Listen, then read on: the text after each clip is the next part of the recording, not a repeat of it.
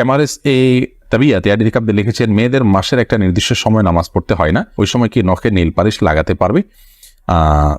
হ্যাঁ, ওই সময় নখে নেল পালিশ লাগাতে পারেন। মাসিকের সময়তে যেহেতু আপনার সালাত নেই, অতএব নেল পালিশ আপনি ব্যবহার করলেন, আপনার ওযু করার প্রয়োজনীয়তা নেই, আপনি এটা করতে পারেন। এরপর যখন পবিত্র হবেন তখন আপনি সেখান থেকে নেল পালিশগুলোকে রিমুভ করে আপনি ওযু করে নামাজ পড়বেন, এটা জায়েজ আছে, কোনো অসুবিধা নেই। নাদিম হাসান লিখেছেন, একজন 25 বছর বয়সী সন্তানকে তার বাবা মা ঝাড়ু দিয়ে মারধর করে শাসন করে, এটা কি ইসলামে আদৌ বৈধ? ভাই নাদিম হাসান, বাবা মা শাসন করতে পারেন, তবে শাসনের জন্য অপমানজনক পন্থা অবলম্বন করা অবশ্যই অনুচিত, বিশেষ করে অন্যদের সামনে। কিন্তু সেই সাথে একটা কথা আমাদের মাথায় রাখতে হবে, বাবা মার বিষয়টাকে আল্লাহ রাব্বুল আলামিন এত গুরুত্ব দিয়েছেন যে আল্লাহ তাআলা রাসূল সাল্লাল্লাহু আলাইহি ওয়াসাল্লামের পরে সবার উপরে যার অবস্থান তিনি হলেন মা এবং বাবা। অনেক ফুকাহা কেরাম ঘরের ভিতর একাকী থাকলে তখন সন্তানকে শাসন করার কথা বলেছে, এটা এই জন্য যাতে করে তারা হীনমন্যতার মধ্যে না ভোগে, অন্যদের সামনে অপমান বোধ না করে। অতএব বাবা মার সেদিকটা খেয়াল করা কর্তব্য। কিন্তু কোনো কারণ বাবা যদি ভুল করেও বসেন, তাহলে সেক্ষেত্রে অন্য কারোর দিয়ে তাকে সংশোধন করার চেষ্টা করতে হবে। এবং অবশ্যই বাবা মা যদি সন্তানের প্রতি জুলুম করেন, তাদেরও বিচারের মুখোমুখি হতে হবে। কিন্তু সন্তান হিসেবে ছাড় দেওয়ার মানসিকতা সর্বোচ্চ পর্যায়ের থাকা দরকার, এটা সম্ভব হওয়ার কারণে। আপনি সম্প্রতি থাইল্যান্ড সফর করেছেন বলে শুনেছি, সেখানকার দাওয়াতি কাজের অভিজ্ঞতা জানাবেন বলে আশা করছি। দেখুন, থাইল্যান্ড সফরের অভিজ্ঞতা আমার খুবই তিক্ত। সেখানে প্রবাসী বাংলাদেশিরা প্রথমত সংখ্যা অনেক বেশি নন, সম্ভবত 200,000 কাছাকাছি বাংলাদেশি সেখানে অবস্থান করছেন, যদিও প্রচুর পরিমাণ পর্যটক সেখানে যান। বাংলাদেশিদের নিজস্ব তেমন কোনো মসজিদ নাই বললে চলে, আমি যতটুকু শুনেছি। এবং ব্যাংককে আমার যে প্রোগ্রাম হয়েছে সেখানে 150 শতাধিক মানুষ উপস্থিত ছিলেন।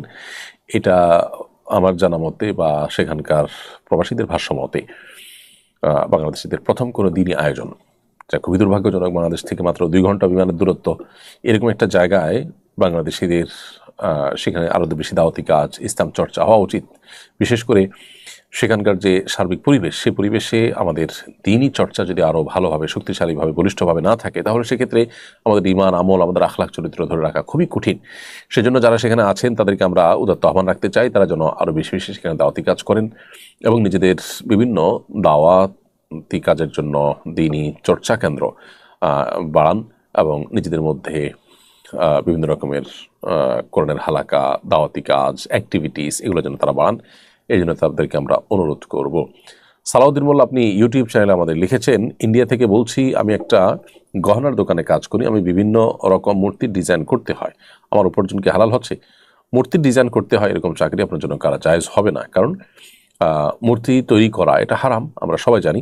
অতএব সেটা যদি স্ববর্ধনের জন্য হয়, ভাস্কর্য হিসাবে তৈরি করে রেখে দিল কেউ, সেটাও হারাম।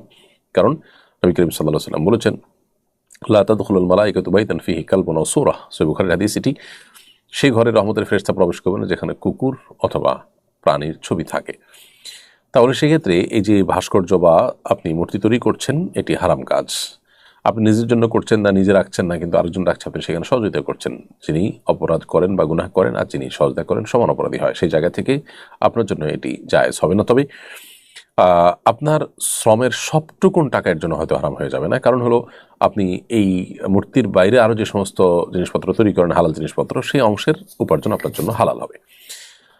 আর বিকল্প চাকরি খুঁজে আপনার এই চাকরি পরিবর্তন করে যেন এরকম হারাম কাজ করতে না হয়, সেই চেষ্টা করাটা আপনার সবচেয়ে বেশি কার্যকর উপায় আপনার হালাল উপার্জনের জন্য, এবং সেটা আপনার করা উচিত। নারী বিষয়ক সংস্কার কমিশনের একজন সদস্য বলেছেন, ব্রিটিশরা অভিন্ন সিভিল ল মেনে বিবাহ করে, কাজে বাংলাদেশিদেরকেও অভিন্ন সিভিল ল মানতে হবে। সাধারণ ধর্মের মানুষের জন্য কমন আইনের ভিত্তিতে নিষ্পত্তি করলে শরীয়তের দৃষ্টিতে কোনো অসুবিধা আছে কিনা?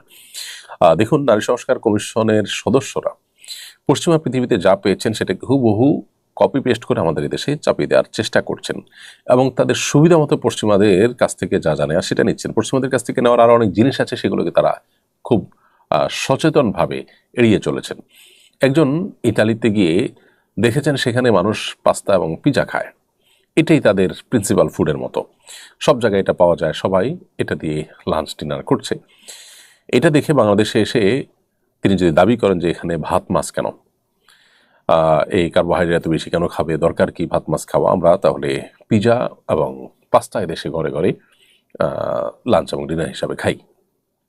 এই যে বিষয়টা, এটা যেরকম হাস্যকর, ঠিক একইভাবে পশ্চিমাদের যা দেখলাম তাদের সব কিছুকে অন্ধের মতো এদেশে এনে সেটাকে বাস্তবায়ন করার চেষ্টাটা একইভাবে হাস্যকর। অতএব আহ, তাদের এই দাবি মানার কোনো যৌক্তিকতা আমরা দেখছি না। দেখুন, ব্রিটিশ আইনে এখনো ব্যাপকভাবে স্থানীয়ভাবে ধর্মীয় সংস্কৃতি এটা সংরক্ষণ করার ব্যবস্থা রয়েছে, এবং ধর্ম এবং ধর্মীয় সংস্কৃতির প্রভাব রয়েছে প্রত্যেকটা পদে পদে সে সমাজে। আমাদের নারী বিষয় সংস্কার কমিশন কি সেই ধর্মীয় সংস্কৃতির কোনো অস্তিত্ব এই সমাজে রাখতে চান? তাদের যে সুপারিশনামা 3 শতাধিক পৃষ্ঠার, সেটা দেখে তো তা বোঝা যায় না। ঠিক একইভাবে ব্রিটিশ সংসদের চার্চের প্রতিনিধিদের জন্য 30টার মতো সংরক্ষিত আসন আছে। বাংলাদেশে মসজিদের প্রতিনিধিদের জন্য কয়টা আসন সংরক্ষিত রাখার কথা বলবেন তারা? ব্রিটিশ রাজাদের প্রোটেস্টান্ট যারা হয়ে থাকে তারা খ্রিস্টান হওয়া জরুরি, এবং স্থানীয় চার্চকে রক্ষা করবেন এই মর্মে রাজাকে শপথ করতে হয়। আমাদের দেশে যারা যখন ক্ষমতায় আসবেন তারা কি মসজিদ সংরক্ষণ করবেন এই মর্মে তাদেরকে শপথ করতে হয়?